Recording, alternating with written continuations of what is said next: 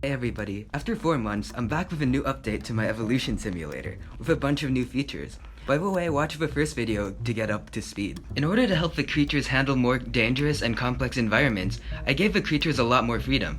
Previously, the states in the creatures' brains were only binary, true or false, and could only be combined with simple logic gates with 2 inputs.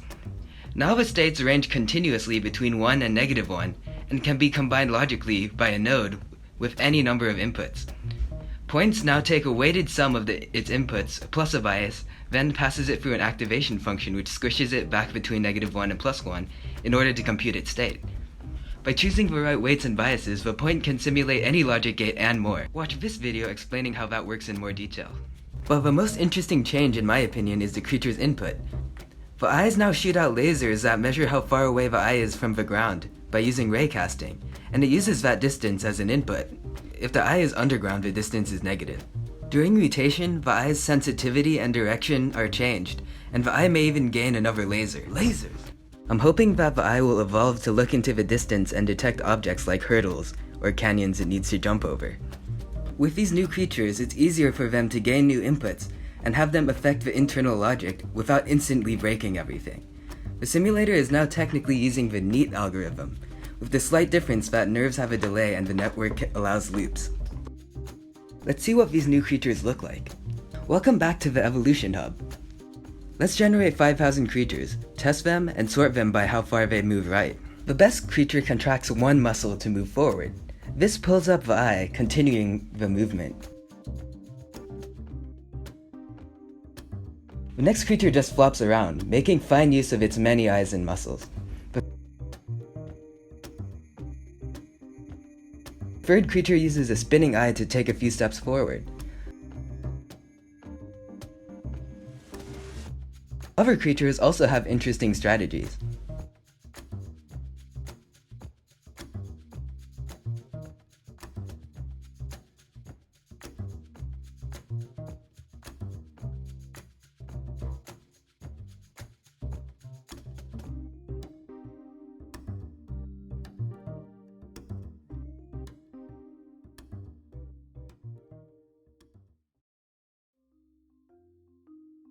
While we evolve a population on flat terrain, let's take a look at the changes I made to evolution. The biggest change I made was slowing evolution way down. Instead of killing off half of a population, I only kill around 5%. This means every creature has more chances to show how far they can get. It's also more like nature, because there really isn't like a mass extinction every decade. Another thing I added was density-dependent limiting factors, that basically penalizes any species with a population over a few hundred. I also penalize species that are similar to others. I did this to try to increase diversity in the population, which is important for when the population runs into a challenging situation it hasn't evolved for. Like a bump. More times than I'm okay with, not a single creature can pass the obstacle, and evolution stops dead. Restricting population means that there are often 4 or 5 unique species, at least in the first 40 generations. Wait a second. It looks like a rolling creature has evolved, just like in the last video. That's a crazy coincidence. I basically just set the random seed to 100, and lo and behold, perhaps it's destiny. Anyway, I also made changes to the addition of new points and nerves. Read the wall of text if you're interested. So after 100 generations of evolution, these are the results. The best creature is a perfected version of the first creature we saw. It gallops majestically, wouldn't you say? And here's some more examples.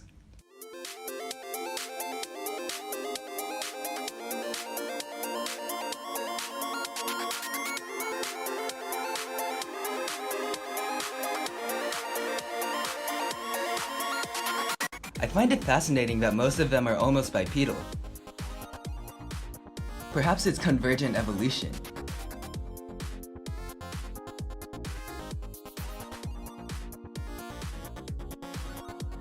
Perhaps the evolution simulator is descending on the most successful possible structure for the creature. Now let's get to what we were all waiting for, the hurdles. After the first generation, the best creature doesn't really have any structure, and just kind of flops around chaotically. I'm kind of hoping that it doesn't do well. It doesn't have very much potential to improve over the next generations. This next one has a stepping mechanism.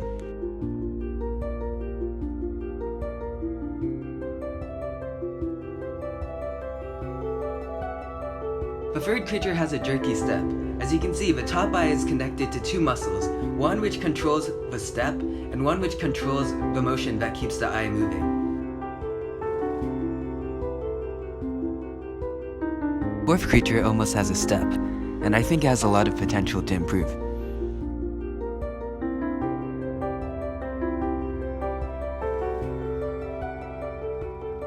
Creature number 5 just jumps forward. Creature number 6 has a twitchy walk, using only one eye to control its movement.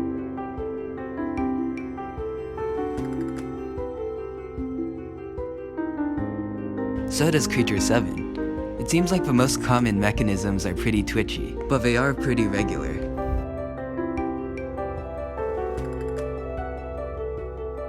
Creature number 7 also uses one eye, this time underground.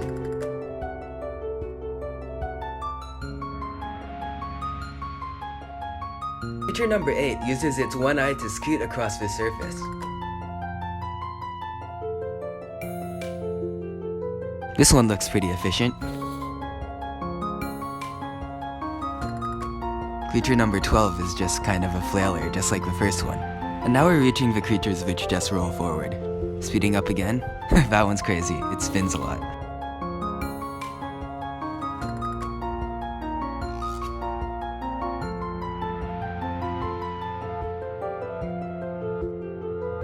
Now we reach a point where the creatures don't really use any effective mechanisms, but they all have some kind of structure, which gives them the potential to improve in the following generations. Speeding up again. Now these creatures are really static, but they manage to still be in the top 1% because they move forward, which shows how pathetic the population is. It's interesting how some of them use the continuous activation of the eye to do really slow motions, which means those have an advantage over the rest of the creatures who don't even have a mechanism whatsoever. Speeding up. At this point, the median distance is of course 1, which is right in the middle of the spawning position, and it follows a pretty normal distribution. Unlike a completely normal distribution, I'd say the tail ends are extremely large. I would call these creatures pioneering creatures, because they're the first creatures to discover these mechanisms. Over time, as you will see, these pioneering creatures will form a population if their children are reliable enough to keep moving forward. And over time, if this population lasts for long enough, this population will diversify and turn into many different species, hopefully with different and more successful mechanisms. So we looked at the top 10% of the creatures. Let's just swipe through the rest of them. Now the last few move successfully backwards. I'd say they're actually kind of more successful than the ones that just move forward by random chance. I'm not going to flip them because if you were in a situation where there's a predator behind you, you wouldn't want to run straight backwards into the predator's mouth. Although what I'm really trying to evolve is interesting creatures, not necessarily creatures that move forward.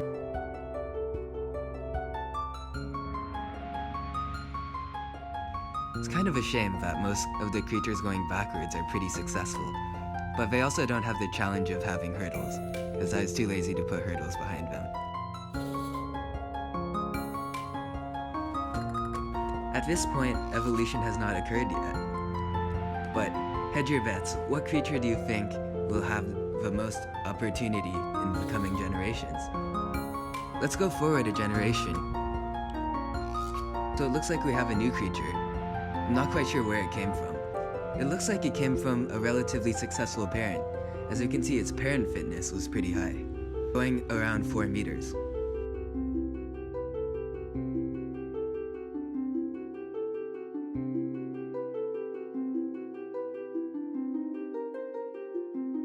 The next creature is a descendant of the triangle jumper, although I don't suspect it'll last very long.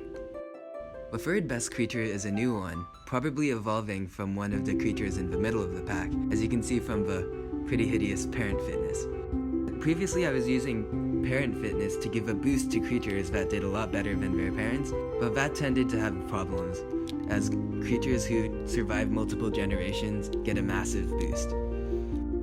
And often doing better than your parent comes down to luck, and not because you really improved the mechanism. But it's still fun to know how much better they did compared to their parents. Creature number 10 is another slow stepper.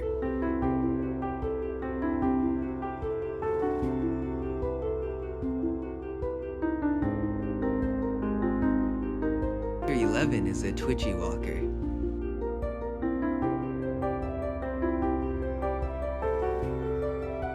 At this point, I'd say it's still the wild, wild west of new species. There hasn't been any large populations formed yet, and there won't be for the next several generations because of how slow evolution is.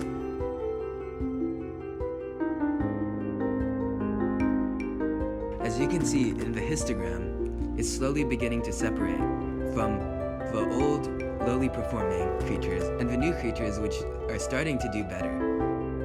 So currently there are countless, well not countless, there's less than 5,000, but essentially countless species that are forming, that are doing slightly better. And who knows if they're gonna ever form a population in the future.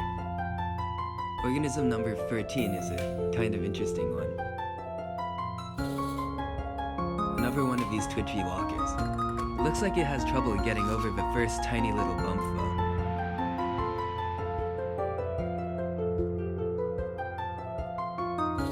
The creatures who get over the first bump happen to like roll over it.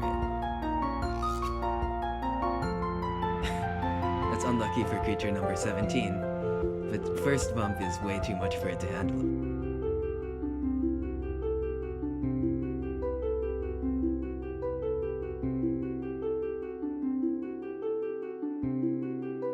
It looks like one of the descendants of the first creature.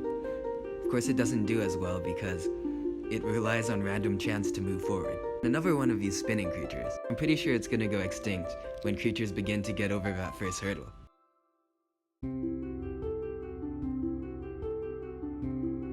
Let's speed it up.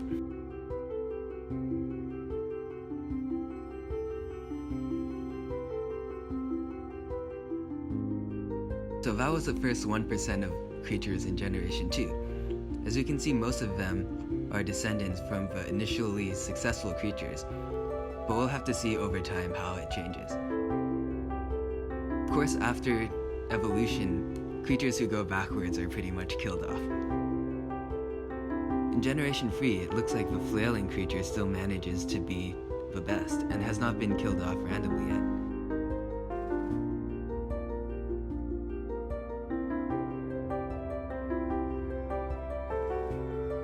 S53164 is starting to create a small population. In Generation 5, it looks like a creature managed to get past 3 of the hurdles. The reason I made the hurdles start off pretty small but increase was to give the creatures a gradual evolution, which makes it easier for mechanisms to evolve. If I were to put a gigantic hurdle to start off with, all the creatures would get stuck on it, and none of them would create a mechanism to get over them. It still looks like the S3164 scooting creatures are managing to get over the first few hurdles reliably, and are still increasing their population. Also, which is a little bit less apparent, but many creatures, which make up the majority of the population, are slowly beginning to improve one at a time. So perhaps some of those will break into the forefront. Let's go forward a few more generations. From now on, we'll only stop at every 10th generation. This best creature doesn't seem to be being beat anytime soon. 10 generations in, the first creature hasn't been beat yet, but a lot of things have been happening under the cover. As you can see, many new species are beginning to form. But a new species, S33144, seems to be doing quite well also, with many creatures in the top 10. Manages to get over the first 2 hurdles, but gets stuck on the third one. The 7th creature is a flailer, which I am personally really unfond of. Whenever I see a flailer in the top few creatures, I get concerned that perhaps, out of sheer luck, it'll do well in the following generations and blow everything out of the water, which would be disappointing. Now this species has existed for a while. With its 4 feet, it manages to scoot over all of the small hurdles.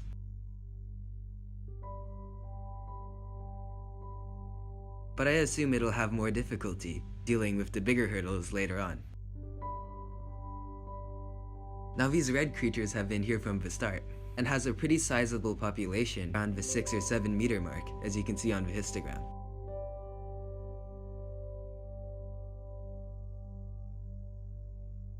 Overscooting S33155.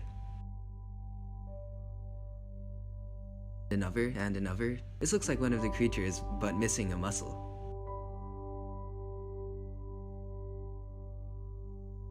We can also see there are other populations forming.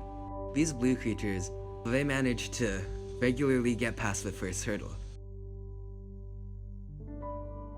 Hopefully their descendants will have more opportunities. In Generation 14, it looks like the best creature who has been surviving for several generations have been surpassed. And it looks like it's been surpassed again by a creature which only has 1 point. In Generation 20, it looks like the creature with 1 foot just repeatedly spins around and twitches. It looks like it has some mechanism to jump over the hurdles.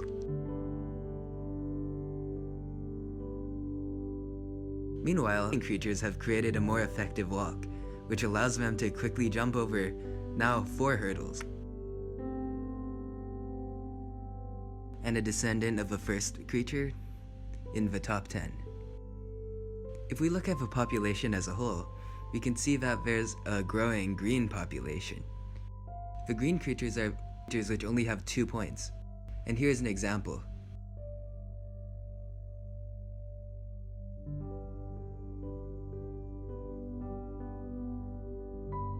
These green creatures seem to be as functional as these red creatures, as you can see from the histogram. The red creatures may even go extinct. Anyway, let's go forward 10 more generations. In Generation 22, another one of these one-eyed creatures manages to get to 17 meters, going past 5 hurdles. Even though it lacks a structure, I can respect the way it moves over the hurdles.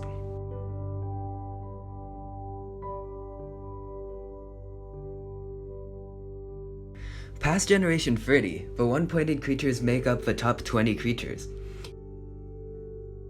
The creatures that got overthrown by the single-pointed creatures are now only in 23rd place. This is how it moves.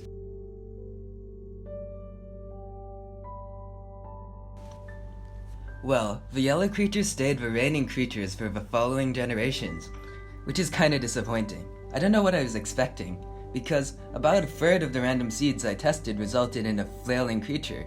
Perhaps flailing creatures are just more successful than normal creatures in this environment. And in fact, evolution is converging on the most successful possible creature. Despite the seed's failure, let's take a look at some other results of evolution.